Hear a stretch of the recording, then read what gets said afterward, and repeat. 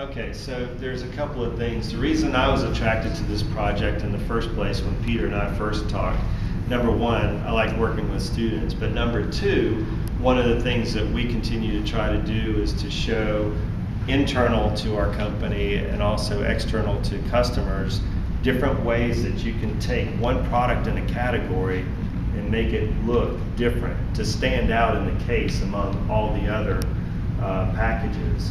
And so that's what I was really interested in, is to see how the students would pull that off. And as we were just talking, we've got an incredible diversity. Everybody has different themes, and none of these look like something, you know, that you would go in and, you know, an Oscar Mayer or something that you see in the category today. I love the way everybody thought out of the box, and as designers, that's what you're trying to do, is not just make different pictures, but make pictures that make sense from a strategic standpoint. So just as you did here today, you're going to stand in front of a client and you're going to explain, this is where you are today.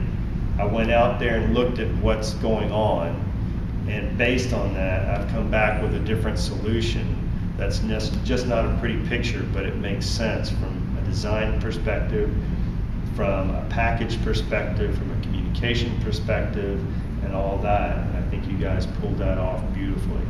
I think it's really impressive. And like I said, if you're used to doing design in one dimension for one thing, if you're doing a print ad or doing, you know, a bumper sticker or something like that, that's one thing. But when you add in the added dimension of a package, and this package, out of all the ones, I thought would be fun to play with because it gives you that dimension and layers, but it also becomes a lot more challenging.